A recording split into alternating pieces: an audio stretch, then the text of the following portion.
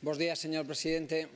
Señor Núñez, o futuro da cidade da Coruña pasa nestes momentos pola ordenación da súa fachada litoral, da súa fachada marítima.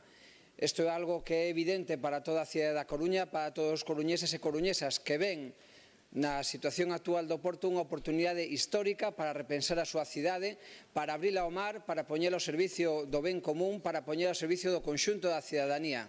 Por iso, o conxunto da cidadanía da Coruña se mobiliza, sale á rúa en defensa dun uso público e dotacional do conxunto dos terreos portuarios e por iso existe un debate social e institucional claro arredor deste tema.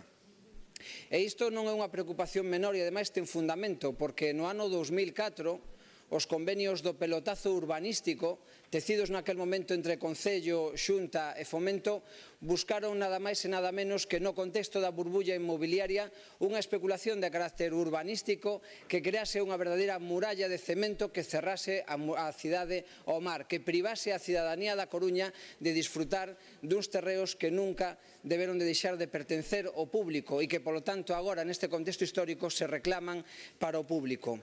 Hoxe en día esta situación é insostible, a situación dos convenios de 2004 é insostible desde o punto de vista da ordenación do territorio, do punto de vista urbanístico e, sobre todo, do punto de vista da transparencia. Existe hoxe en día unha cidadanía consciente que aprendeu da década pasada todos os errores cometidos no contexto da burbulla inmobiliaria e da especulación, toda a exclusión que produciu desde o punto de vista social, desde o punto de vista económico e hoxe queren ser partícipes. A cidadanía da Coruña quere ser protagonista do futuro da súa cidade. Non queren nin especulación, nin queren novas prácticas inmobiliarias que supoñan negarlle a cidade o seu futuro. Por esta razón, o Concello da Coruña, no mes de outubro pasado, ofreceu diálogo ao conxunto das administracións que tuvesen algo que dicir sobre o futuro da cidade, sobre o futuro do seu porto. E por iso pediron unha revisión profunda dos convenios do pelotazo urbanístico do ano 2004 en clave non especulativa e en clave de defensa do ben común. Que se encontrou a cidadanía da Coruña representada lexitimamente pola Corporación Municipal?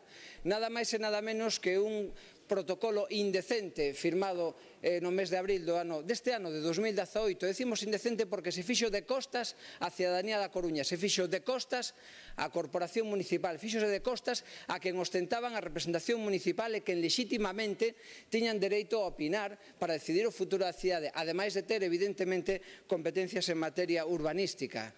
Por que se fixo esa exclusión? Por que a Xunta de Galicia protagonizou esa exclusión indecente reeditando ese pelotazo urbanístico? Desde logo, con isto, o Partido Popular amosou unha vez máis a súa cara máis activa de especulación inmobiliaria, de exclusión, de sectarismo, sobre todo de vivir de costas á cidadanía. E todo para que?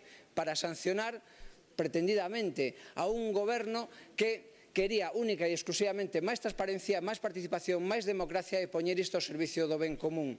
Miren, vostedes pretendían, coa súa práctica con ese protocolo, vou rematando, o castigo a un goberno que era lexítimo dunha cidade como era da Coruña. E vostedes o que fixeron como resultado foi castigar o conxunto da cidadanía negándolle escoller o seu futuro. O protocolo da vergoña pon de relieve cal son os intereses do Partido Popular e que son contrarios á cidadanía. O protocolo da especulación os enfrenta a vostedes ao ben común e o protocolo dos intereses do Partido Popular supón gobernar únicamente para uns poucos, para os ricos, empobrecendo o conxunto da Coruña.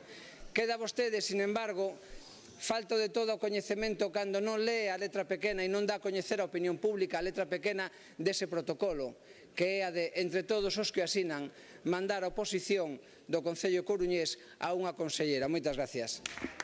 Gracias, señor Villares. Non lle interesará tanto porque supón tamén pérdida de negocio para os seus amigos, eses que teñen petroleiras domiciliadas en Xibraltar, a pesar de seren altos cargos da Comisión Europea. Mire, dito isto, o Porto Exterior ten outros sistemas de financiamento que non señan a costa de especular na cidade da Coruña, porque a propia Lei de Portos do Estado ten esa finalidade. E, fronte a iso, o presidente da Autoridade Portuaria tivo nada máis e nada menos que a desfachate de decir que a súa función aínda que seña certo, non é a de construir cidade, efectivamente, como non é a de construir cidade, senón simplemente a de ter recursos, aínda que seña a costa de especular en contra dos intereses da cidade, bueno, pois podeno facer, perfecto. Pero para algo existe unha corporación democrática do conxunto da cidade da Coruña, para defender os intereses das maiorías sociais, para defender os intereses de todo o mundo, non solamente dunha minoría que se agocha detrás deses convenios que vostedes firmaron en 2004 e que é necesario revisar. Por eso pedimos absolutamente a revisión, que se lle pide agora ao Concello que se sume, pero vostede que pensa? Que a cidadanía de Coruña pode ser unha simple convidada de pedra ao que vostedes previamente pactan nun despacho de costas á cidadanía? Non, señor, os tempos onde as cousas se pactan de costas á cidade acabáronse. Eso era propio das corporacións non democráticas, pero non é propio dun sistema democrático como o noso. Por certo, se ten interese en saber que pensa a cidadanía da Coruña do que vostedes acaban de facer, mire, por amplísima maioría, o Concello da Coruña aprobou a semana pasada unha moción que lle trae un recado para vostede. Dícelle: por maioría, por amplísima maioría social e política na Coruña.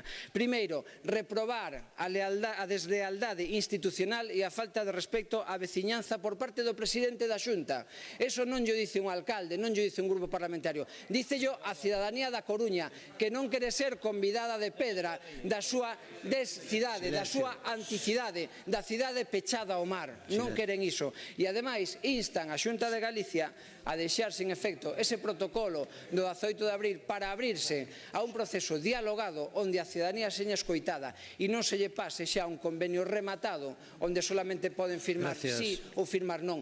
Queren decidir os coruñeses e coruñesas como queren vivir un espacio público, como queren abrir a cidade ao mar, como queren o disfrute do ben común do conxunto da fachada litoral e non un acordo que lles veña prefixado nos despachos que pensa nos intereses particulares do Partido Popular e dos seus amigos e non o conxunto da cidadanía. Gracias.